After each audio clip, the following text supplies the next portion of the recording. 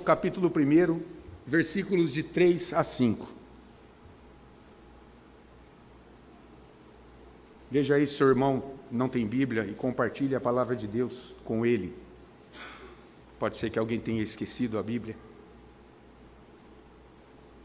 Eu acho difícil alguém ir arar o campo e esquecer a enxada. Da mesma forma, fica difícil vir à igreja sem a Bíblia, mas por vezes somos falhos, não é verdade? Se tiver alguém sem Bíblia aí ao seu lado, compartilhe a palavra de Deus com ele.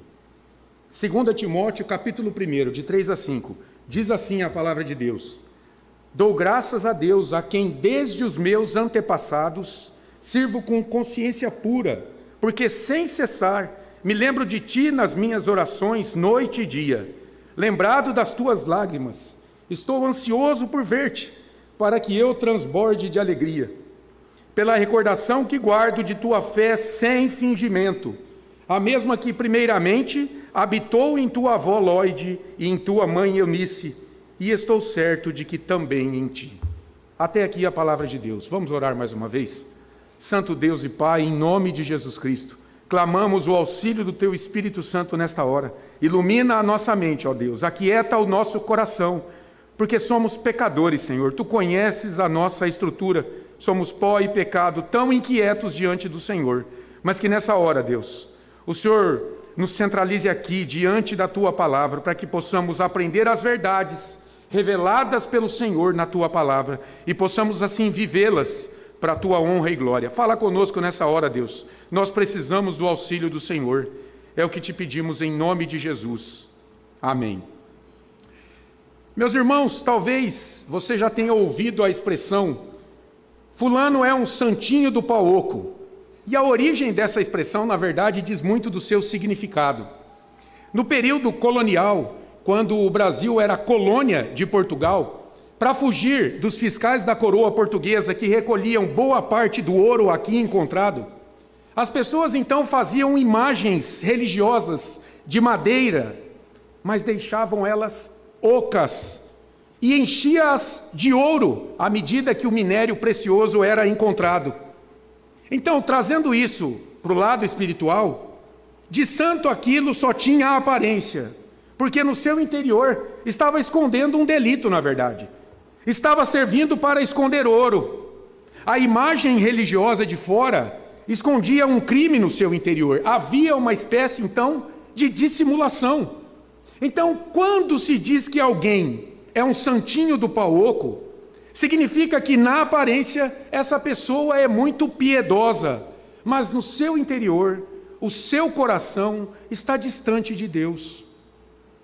Deus nos dá uma palavra na Bíblia para revelar essa intenção do coração.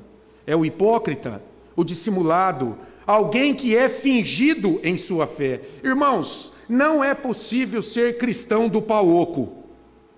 Não é possível. Para ser cristão, Paulo está esclarecendo aqui para cada um de nós que é preciso ter uma fé sem fingimento. Daí o título desse sermão, Fé sem Fingimento. Eu quero explorar esse texto aqui na perspectiva do papel da família na construção de uma fé sem fingimento na vida dos seus membros. Veja, isso é relevante, especialmente em um culto onde foi ministrado aqui o sacramento do batismo infantil. Nós sabemos que o batismo em si não salva, mas ele insere a criança na família da aliança, de modo que ela passe a gozar das bênçãos do pacto de Deus, que já foi outrora firmado com seus pais, até que, de maneira consciente, já madura na fé, conhecedora de sua condição espiritual caída, necessitada da justiça de Deus, da graça de Cristo sobre sua vida, ela tenha condições de por si própria confessar a sua fé no Senhor, evidenciando então a graça de Deus em um coração convertido. Para que isso aconteça, meus irmãos, é fundamental que a criança se desenvolva em um ambiente no qual as pessoas ao seu redor manifestem de fato uma fé sem fingimento. Aqui entra o papel da família na construção da fé de seus membros. E parece que Paulo aqui captou muito bem isso, ao constatar que a fé da avó e da mãe de Timóteo de fato serviu de base para a fé sem fingimento, agora enaltecida e manifestada por Timóteo. Nesse sentido, irmãos, segundo este texto que lemos, uma fé sem fingimento é uma fé, primeiro, aprendida. Segundo, que avança. Terceiro, que permanece. Vamos ver isso em mais detalhes a partir de agora. Primeiramente, qual a natureza, qual a característica ou algumas características salientes desta fé sem fingimento que Paulo dá graças a Deus que Timóteo possuía? Veja comigo o início do verso 3 aí. Dou graças a Deus. Agora, o versículo 5. Pela recordação que guardo de tua fé sem fingimento. Essa expressão fé sem fingimento, ela é relevante. Fé sem fingimento, em outras traduções, por exemplo, na Nova Versão Transformadora e na Nova Tradução na linguagem de hoje, é uma fé sincera. Na NVI, na Nova Versão Internacional, é uma fé não fingida. E a ideia aqui é de alguém que tem uma fé sem hipocrisia. Quando Paulo usa essa expressão fingimento, lá em Romanos 12:9, para se referir ao amor, ele diz que ali o amor deve ser sem hipocrisia. Paulo usa também a mesma expressão no original, fingimento, lá em 2 Coríntios 6:6, ainda falando do amor. E ele ali diz que esse amor deve ser, além de não hipócrita, não fingido. Então parece que fé sem fingimento é uma fé íntegra, uma fé livre de motivação oculta, uma fé sincera. Eu gosto muito de uma paráfrase da Bíblia, escrita por um pastor americano, Eugene Peterson, chamada A Mensagem. Quando ele lê esta fé sem fingimento lá, ele diz, é uma fé íntegra, é uma fé inteira. Eu gosto dessa palavra para se referir à nossa fé cristã, inteiro, completo, íntegro. Olhando lá a imagem que era oca por dentro, aqui a fé precisa ser de madeira maciça, não oca em seu interior. Aquilo que ela transparece no externo deve estar em compasso com o seu interior, não como aquelas imagens ocas. Timóteo tinha esse tipo de fé, meus irmãos. Uma fé de madeira maciça, uma fé inteira. Mas como Timóteo adquiriu e manteve essa fé sem fingimento ao longo da sua vida? Vamos ver então algumas características que esculpiram essa fé na vida de Timóteo. E segundo esse texto da palavra de Deus que lemos, primeiro, essa fé foi aprendida em sua família. A fé sem fingimento de Timóteo foi aprendida em sua família. É a nossa primeira igreja. Em segundo lugar, ela avançou na vida dele ao longo dos anos. E por último, ela permaneceu dando fruto em seu ministério como pastor lá em Éfeso, onde Paulo o havia deixado. Então vamos lá para o nosso primeiro ponto aqui, para entendermos a natureza de uma fé sem fingimento. Esta fé é uma fé aprendida.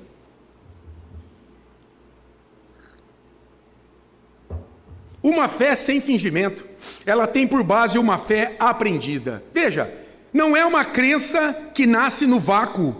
O cristianismo, irmãos, não é um salto no escuro. Ele é recebido pela razão iluminada pelo Espírito Santo.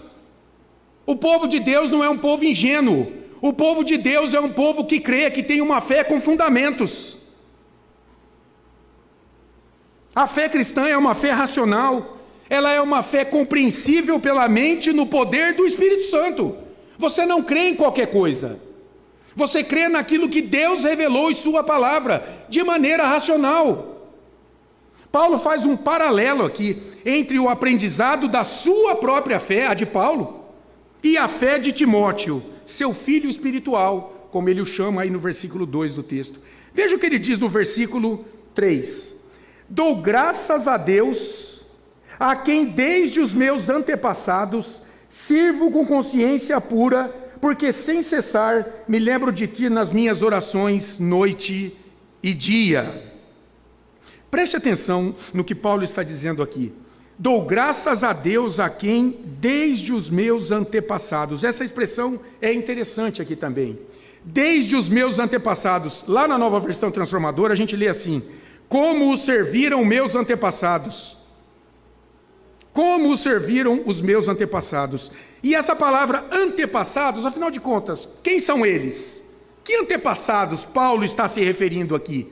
Que ele dá graças a Deus, que ele servia a Deus desde estas pessoas. O texto lá de 1 Timóteo 5,4, quando usa essa palavra no original, progonon, ali naquele texto, em 1 Timóteo 5,4, Paulo usa antepassados e se refere de maneira mais direta aos seus pais. E a gente pode fazer uma extensão aqui no paralelo com Timóteo, que ele diz da avó e da mãe de Timóteo como antepassados dele. Então a gente pode estender para os pais e os avós de maneira mais direta.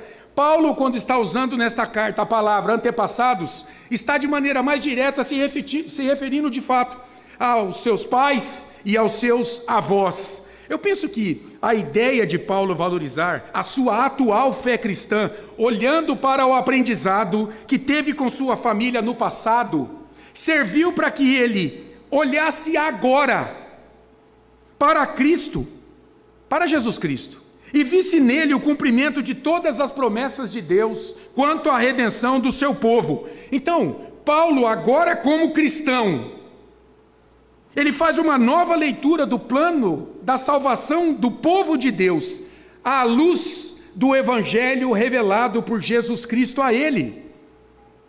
Irmãos, a tua fé em Cristo hoje, não ignore isso. Ela foi forjada por Deus a partir de cada pequeno detalhe que aconteceu em tua vida, até coisas que você desconsidera. Deus usou aquilo para forjar a fé que você tem hoje em Jesus Cristo.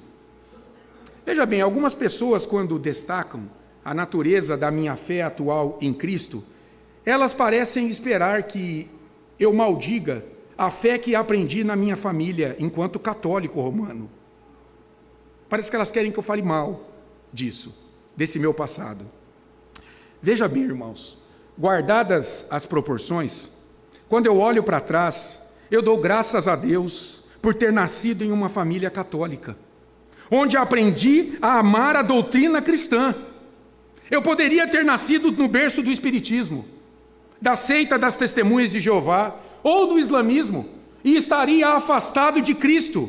Mas Deus me apresentou a doutrina da Trindade, um Deus único, mesma essência, em 3 pessoas, Pai, Filho e Espírito Santo, mesmo dentro da distorcida doutrina católica romana.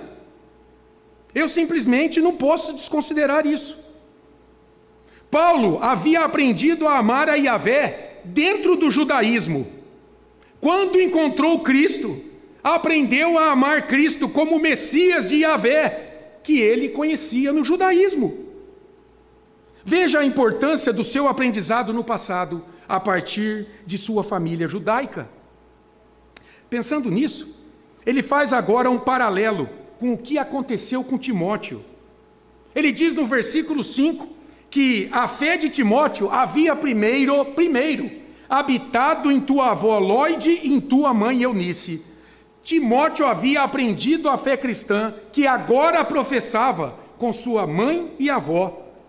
2 gerações envolvidas na transmissão dessa fé a ele. Fé que foi desenvolvida depois, foi engrossada depois pelo ministério do apóstolo Paulo, quando o encontrou na sua primeira viagem missionária. Vejam, essas mulheres, Lóide e Eunice, elas eram sábias, meus irmãos. Elas conheciam a pedagogia de Deus para a transmissão da sua palavra no meio do seu povo. Pedagogia que foi apresentada a Abraão, lá em Gênesis 18, 19. Lá em Gênesis 18, 19, lemos assim: porque eu o escolhi para que, preste atenção, ordene a seus filhos e a sua casa depois dele. Para quê? A fim de que guardem o caminho do Senhor e pratiquem a justiça e o juízo. Então eu pergunto a vocês, com base nesse texto, qual seria o método pedagógico divino para a transmissão do evangelho para as futuras gerações? Muito simples. O ensino da palavra de Deus, em casa, sobretudo. O ensino da palavra de Deus. Timóteo havia aprendido, não nasceu com ele. Ele aprendeu a amar a palavra de Deus pelo ministério da sua mãe e avó. Daí Paulo dizer lá em 2 Timóteo 3, 14 e 15: Tu, porém, permanece naquilo que aprendeste e de que foste inteirado, sabendo de quem o aprendeste, e que desde a infância, sabes as sagradas letras, que podem tornar-te sábio para a salvação pela fé em Cristo Jesus. A fé cristã sem fingimento, que Timóteo apresentava hoje, havia sido aprendida desde a infância, sobretudo, segundo o texto, com sua avó Lloyd e sua mãe Eunice. E isso nos leva ao segundo ponto. Esta fé sem fingimento que foi aprendida é uma fé que avança. Note o que Paulo diz no versículo 3, sobre a sua própria fé. Dou graças a Deus, a quem desde os meus antepassados sirvo com consciência pura. Note aí esta preposição importante no texto, desde. Esta preposição tem um sentido de tempo. Paulo está dizendo aqui, desde o passado até este momento presente, eu tenho servido a Deus com consciência limpa. A fé que Paulo aprendeu com sua família progrediu do passado para o presente. Simplesmente ela avançou. Ela não ficou estagnada. Ela não se perdeu, mas ela cresceu, avançou e encontrou Jesus Cristo, ou foi encontrada por Ele. E o mesmo se passa com Timóteo, meus irmãos. Veja o versículo 5 novamente. Pela recordação que guardo da tua fé sem fingimento, a mesma que, primeiramente, habitou em tua avó Lloyd e em tua mãe Eunice, e estou certo de que também em ti. Note aí o advérbio de tempo, primeiramente. A fé cristã de Timóteo, primeiro, habitou no coração da sua avó e mãe, para depois ser passada para ele. Então, a fé sem fingimento de Timóteo avançou no tempo, cresceu, amadureceu, ganhou corpo e foi lapidada depois pelo ministério de Paulo na vida deste jovem pastor de Éfeso. Mas tudo começou com a fé no coração dos seus familiares. Veja aqui uma aplicação das promessas que vocês fizeram quando batizaram suas filhas hoje. A fé de Timóteo começou primeiro no coração da sua família. Novamente vemos aqui a pedagogia de Deus no ensino da fé cristã ao longo das gerações. Uma geração ensina, faz com que a fé avance para a próxima geração de cristãos. Lloyd e Eunice fizeram isso com Timóteo. Irmãos, de fato Timóteo só podia ser exaltado por Paulo agora, como um discípulo que tinha uma fé sem fingimento, sem hipocrisia, porque ele havia aprendido a mesma fé da sua avó e mãe, que também não tinham uma fé fingida, mas uma fé autêntica, íntegra, sincera em seu testemunho. E isso aqui nos ensina muitas coisas. Mas eu quero destacar o fato de que é preciso, primeiro, ser cristão, ter uma identidade cristã, para depois viver uma vida cristã. É preciso primeiro ser, para depois fazer. Deus condena a hipocrisia veementemente. O que significa isso aqui para esse texto? Que Deus não se impressiona, por exemplo, com ativismo religioso. Davi, no Salmo 51:17, nos diz: sacrifícios agradáveis a Deus são o espírito quebrantado, coração compungido e contrito, não o desprezará, ó Deus. O texto fala de coração, que para o hebreu era o centro da pessoa. Mente, sentimento e conduta eram o coração. Pessoa inteira, íntegra, diante de Deus. É isso que Ele quer. É isso que molda uma fé sem fingimento. Deus se agrada de um coração humilde, que sabe que não tem nada para oferecer diante dele e depende totalmente da sua graça. Quando censurou em Mateus 6 a prática piedosa dos fariseus, que consistia em orar, dar esmolas e jejuar, Jesus os chamou de hipócritas. Por quê? Porque eles eram fingidos em sua devoção a Deus. Na verdade, eles faziam tudo isso para aparecerem e não para servirem a Deus. Eram imagens ocas. Sua prática religiosa era fruto de um coração não regenerado. Portanto, não era algo aceito por Deus. Eles não eram adoradores, eles fingiam ser.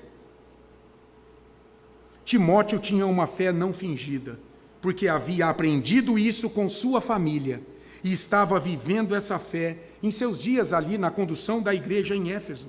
Daí Paulo estar ansioso por vê-lo, lembrando-se dele todos os dias em oração, em razão de saber que a fé de seu filho na fé era sem fingimento. E Deus se alegrava do ministério de Timóteo em Éfeso. Olha aí o final do verso 3. Me lembro de ti nas minhas orações noite e dia. Olha o 4. Lembrado das tuas lágrimas, estou ansioso por ver-te, para que eu transborde de alegria. Da última vez que se viram, muito provavelmente Timóteo chorou ao se despedir de Paulo. E isso mostrou ao velho apóstolo todo o amor e a grandeza da fé que havia no coração do seu filho espiritual, Timóteo. Uma fé que foi bem aprendida em sua família e que avançou ao longo dos anos, alcançando a vida do jovem pastor. Por fim, essa fé sem fingimento de Timóteo agora dava frutos em seu ministério em Éfeso, meus irmãos. O que mostra que essa fé madura permaneceu na vida de Timóteo. Não foi uma fé abandonada por ele. O terceiro ponto, esta fé sem fingimento é uma fé que permanece. Paulo declara no final do verso 5 que ele está convicto de que a fé cristã que Timóteo havia aprendido com sua avó e mãe e que havia avançado até aqueles dias em sua vida, estava habitando nele.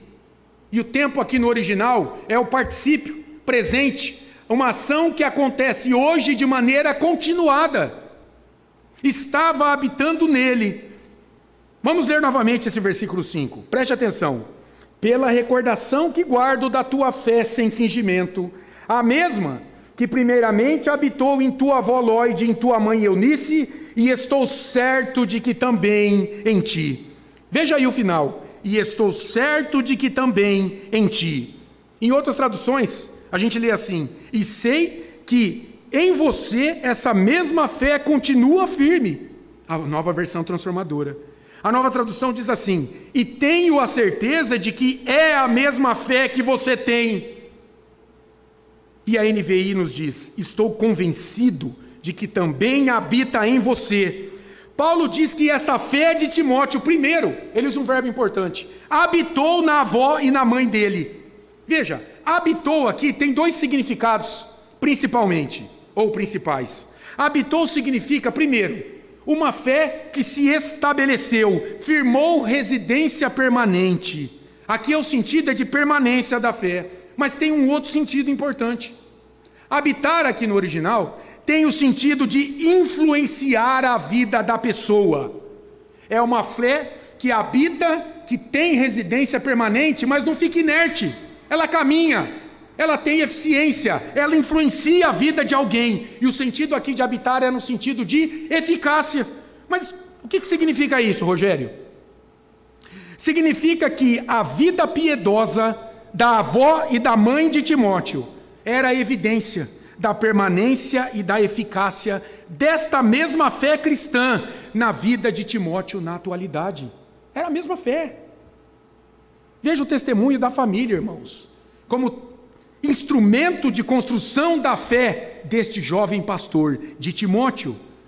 Timóteo amava e servia a Cristo hoje, porque a sua família também o fizeram. Isso é relevante, porque, por exemplo, fazia com que a fé no coração de Timóteo não fosse uma fé firmada em circunstâncias. Se tudo ia bem, Timóteo era cristão, não negava Cristo. Mas se havia perseguição, então ele negava a fé. Nada disso. De barriga cheia ou vazia, Timóteo era constante em sua fé. Se a mesma fé da sua avó e da sua mãe era a fé dele agora, hoje, então certamente Timóteo havia visto o testemunho firme destas mulheres no enfrentamento de muitas situações no passado, o que revelou a ele que, a despeito das circunstâncias difíceis que enfrentaram, Essas mulheres em sua casa jamais abriram mão da sua fé, que permanecia firme mesmo em meio às tempestades da vida. Veja como o testemunho destas mulheres na família de Timóteo influenciaram a fé dele hoje, o levaram a professar a sua fé em Cristo na maioridade. Paulo sabia da firmeza e permanência da fé na vida de Timóteo. Veja aí o que ele diz nesta mesma carta aí, no capítulo 3, versículo 10. Tu, porém, tens seguido de perto o meu ensino, procedimento, propósito, fé, longanimidade, amor, perseverança. Timóteo havia se tornado um servo consagrado a Cristo na igreja de Éfeso, possuía uma fé, hoje, sem fingimento, porque mantinha a mesma fé aprendida da sua mãe e avó e edificada pelo ministério do apóstolo Paulo, que agora era seu mentor e mestre. Uma fé sem fingimento, uma fé aprendida, uma fé que avança, uma fé que permanece. Dito isso, a gente pode concluir rapidamente com apenas algumas aplicações. A fé que Timóteo havia aprendido de sua mãe e avó, e que hoje foi lapidada pelo ministério do apóstolo Paulo, havia avançado até aquele momento em sua vida e permanecia dando frutos para a glória de Deus. E o que todos nós podemos aprender com isso, em um culto onde crianças foram batizadas, sobretudo, como eu disse, eu quero fazer apenas 3 aplicações muito singelas, destacando aqui o testemunho da família na construção da fé de seus membros. Em primeiro lugar, deixa eu te fazer uma pergunta. Que tipo de fé você, como cristão, tem ensinado à sua família? Deus está te chamando hoje a refletir sobre isso. Como cristão, que tipo de fé você tem ensinado à tua família? Marido, o que a tua esposa e filhos têm aprendido com a tua fé? Esposa, o que o seu marido e os teus filhos têm aprendido com o teu testemunho cristão? Filhos, o que seus pais têm aprendido com a tua fé em Cristo quando olham para você? E olhando aqui para a família mais extensa, o que teus parentes que ainda não conhecem Cristo têm aprendido com a fé vivida por você que se diz cristão no meio deles? O que eles têm aprendido? Meus irmãos, o tempo é de ataque à família em geral e de modo particular ao modelo de família cristã. Você foi incluído por graça na família da fé. Você foi adotado em Cristo como filho de Deus para você ensinar o Evangelho àqueles que ainda não tiveram seus olhos abertos para o pecado, o juízo e a justiça de Deus revelado em sua palavra. É responsabilidade sua. Da mesma forma que Lloyd e Eunice foram instrumentos de Deus para ensinar a fé cristã a Timóteo, Deus te chama hoje a fazer o mesmo em tua família próxima ou extensa. Se você é conhecido em tua família como crente, então preste atenção. Isso te faz responsável diante de Deus pelo ensino do Evangelho aos teus familiares que não conhecem Jesus. E de outro lado, para aqueles que já conhecem, você é responsável por fortalecê-los na fé com o teu testemunho. Isso é muito sério, irmãos. É responsabilidade nossa. E talvez você diga, já estou salvo, mas isso toca com o teu galardão. Você está salvo, mas qual será o teu galardão no céu?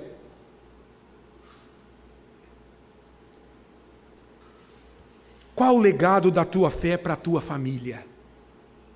Qual o legado da tua fé para a tua família? Quando você se for desse mundo, que tipo de fé, que rastro cristão você deixará nessa terra por meio da tua descendência e da tua parentela? Como é que as pessoas se lembrarão de você? Pense nisso, irmão. Deus é amoroso e misericordioso. Está te trazendo aqui nessa manhã para todos nós, para mim e para você, para nós refletirmos sobre esta realidade. Você está ensinando a fé cristã à tua família a partir do teu testemunho. A partir do teu testemunho, porque você está sendo observado pelas pessoas. Você como cristão. Em segundo lugar, uma segunda aplicação.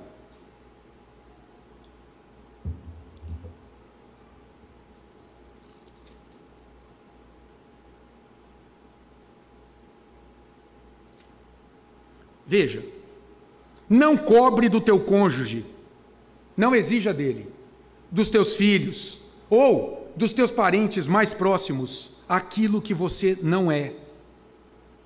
Do contrário, você será tido por hipócrita, fingido em sua adoração. Timóteo avançou na fé, porque havia recebido e contemplado a vivência da mesma fé na vida da sua mãe e avó. Desse modo, irmão, não espere que seus filhos, seu cônjuge ou seus parentes sejam mais consagrados a Deus quando você não é. Mas, Rogério, como ser mais consagrado a Deus e amadurecer na fé cristã? Eu vou responder a você com outra pergunta. Tua fé em Jesus Cristo cresce à medida que você fica mais velho? Ou você ainda é um bebê espiritual? Como Paulo diz, que não pode comer alimento sólido, tem que continuar bebendo leite. Qual a maturidade da tua fé em Cristo?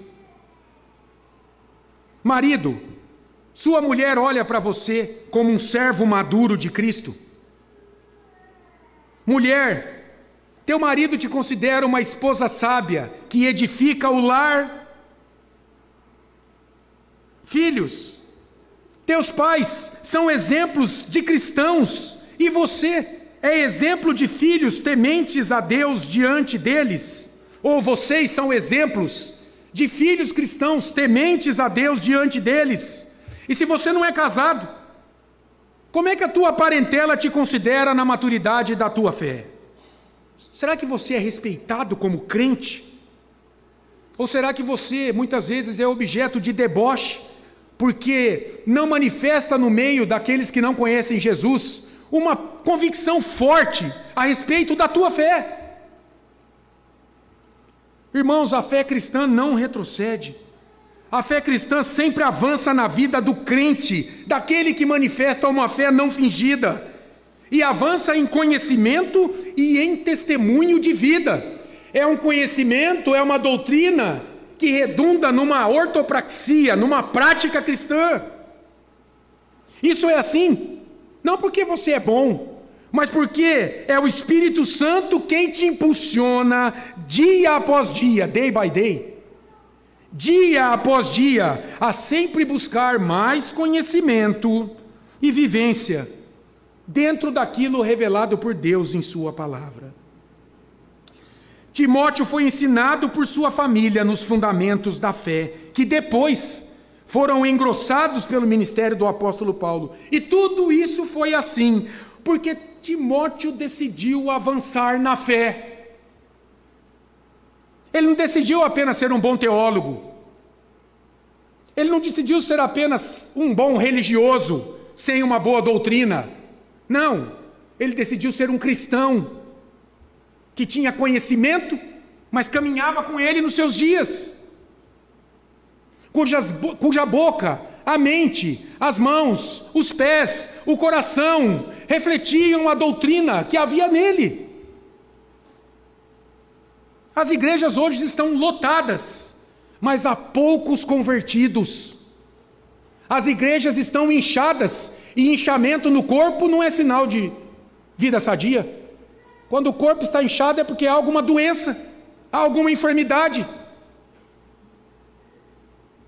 Jesus Cristo em seus dias trabalhou com poucas vidas, mas vidas que foram convertidas, tremendamente alcançadas pela graça de Deus, e fizeram com que a doutrina se espalhasse e chegasse até a mim e a você. Se você é alguém convertido, acredite, você muito pode com Cristo habitando em você. Não menospreze aquilo que Deus tem feito na tua vida, pela ação do Espírito Santo dele. Preste atenção nisso. Que instrumentos você tem utilizado para avançar no conhecimento e na vivência da tua fé em Cristo?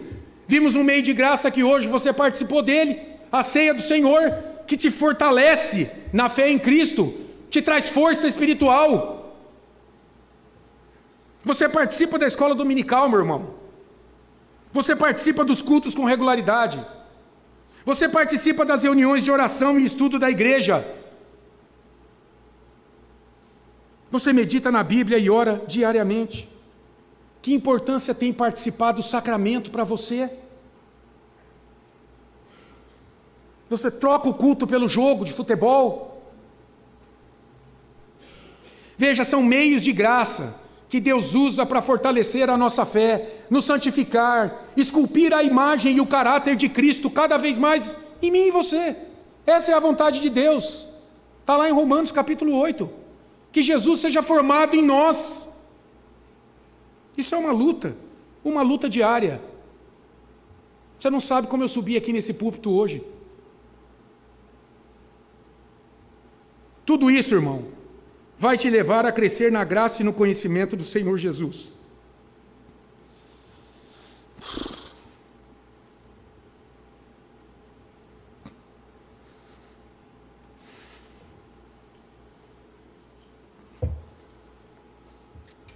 E a gente vai ser mais preparado para enfrentar os desafios da vida.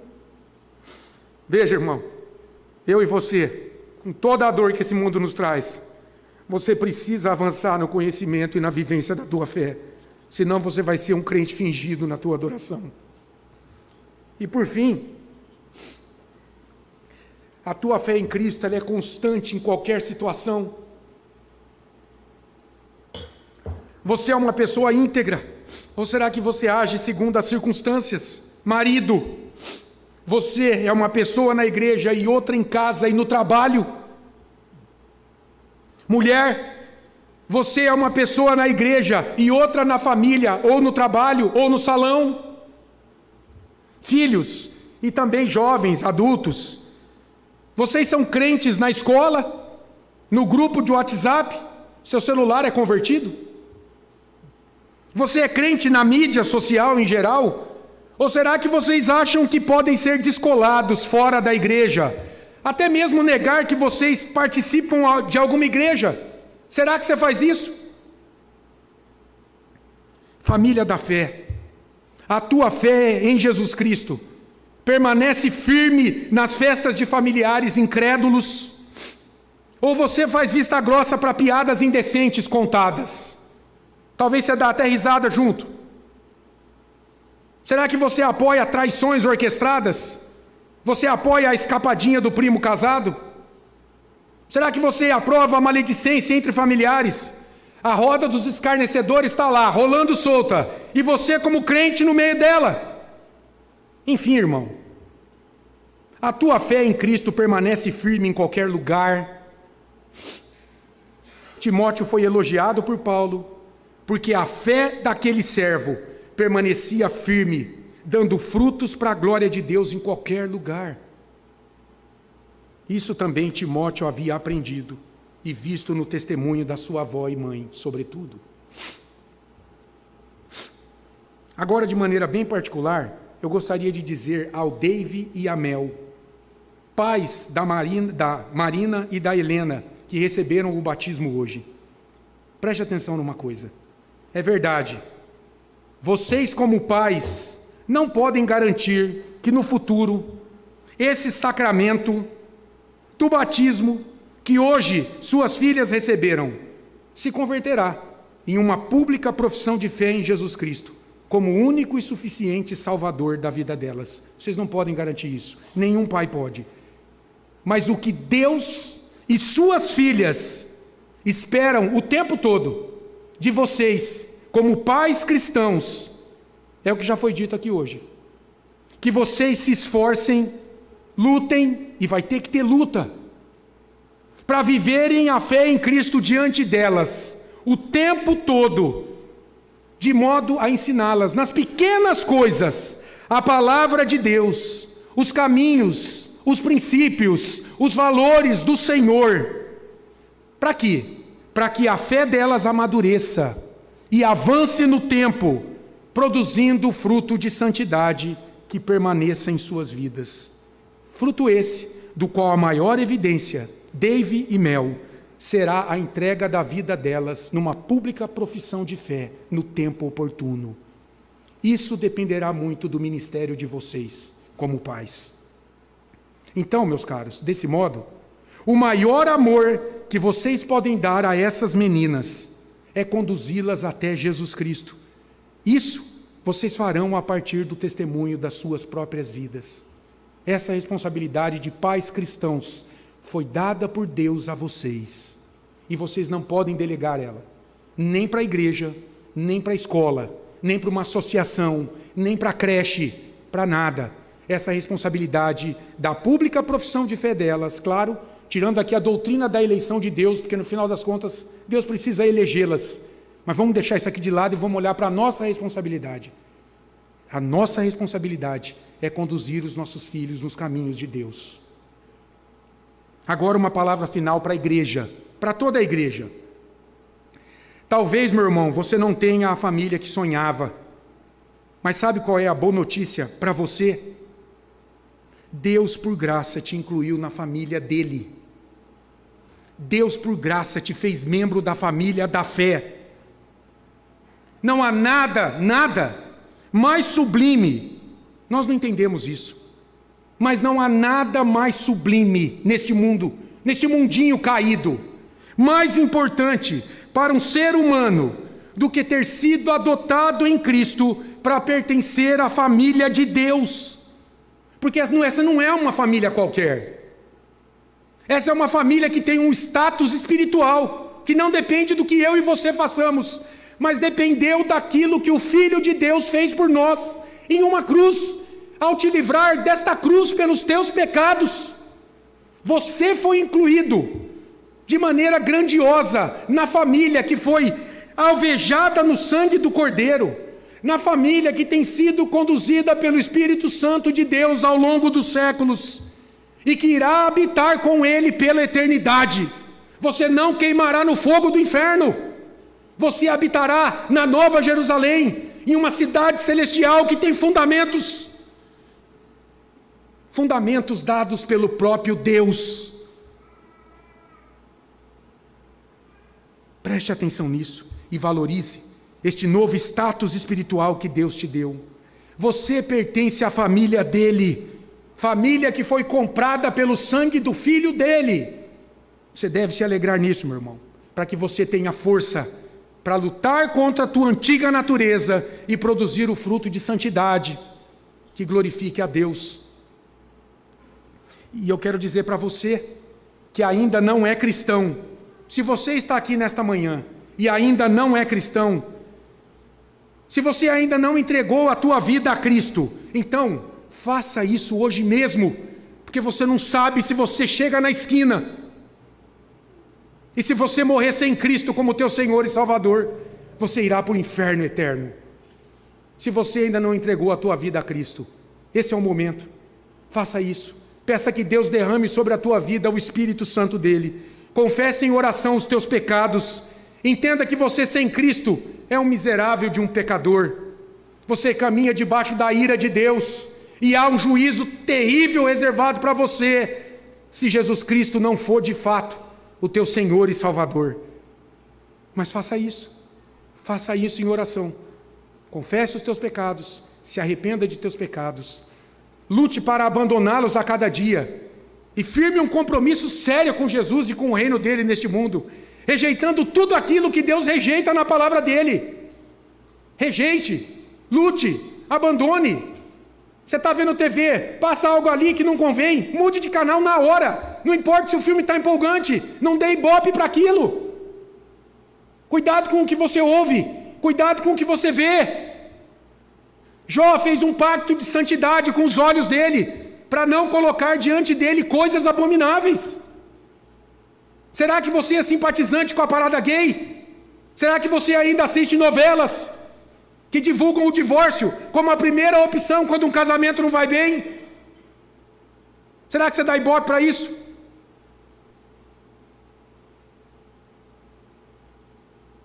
Você faz parte da família da fé. Sabe quem caminha nessa família? Abraão, Adão, Eva, Abel, Noé, Sara, Isaque, Moisés, José, Josué, Sansão, Davi, Salomão, Pedro, Paulo e tantos outros que ao longo das eras confiaram suas vidas a Jesus Cristo para o perdão dos seus pecados. E sabe onde eles estão agora? Descansando nos céus, aguardando a ressurreição de seus corpos quando Cristo retornar em glória. Fé sem fingimento, irmão. Essa é a fé salvadora e é essa fé que Deus espera de mim e de você. Amém? Essa foi a mensagem de Deus para mim e para você nesta manhã. Vamos orar mais uma vez? Ó Pai, Deus Todo-Poderoso, Criador dos céus e da terra, obrigado, Senhor, pela Tua grandeza, pelo Teu favor, pela Tua misericórdia sobre nós pecadores. Obrigado por Jesus Cristo, nosso Salvador. Pai, nós te pedimos que o Senhor nos ajude neste mundo de trevas a manifestar uma fé sem fingimento, uma fé comprometida com a Tua palavra, com os valores revelados pelo Senhor a cada um de nós. Ajuda-nos, Deus, a caminharmos com o Senhor aqui em integridade de vida. E se há alguém aqui nesta manhã que ainda não entregou a vida ao Senhor, que ainda não confessa Jesus como Senhor e Salvador, ó Pai, que o Teu Espírito Santo seja derramado sobre esta vida, que esta palavra incomode esse coração, que ele tenha o desejo de rever a sua vida diante do Senhor, que ele confesse os seus erros, os seus pecados, que ele assuma a sua culpa e que ele receba de graça imputada sobre si a justiça do Salvador Jesus, para que o Teu nome receba glória nesta vida transformada pelo Teu poder, ó Deus. Ó Deus, muito obrigado, Senhor. Obrigado por este momento tão grandioso que o Senhor reservou para cada um de nós nesta manhã. Mais uma vez, suplicamos de maneira especial que o Senhor abençoe o Dave e a Mel, que o Senhor dê a eles condições plenas, iluminados, conduzidos pelo Teu Espírito Santo, a conduzirem suas filhas, a Marina e a Helena e também a Bela nos Teus caminhos, ó Deus. Que essas meninas possam crescer na graça e no conhecimento do Senhor Jesus Cristo cada dia mais, sobretudo pelo ministério da vida de seus pais. E que assim seja, ó Pai, com cada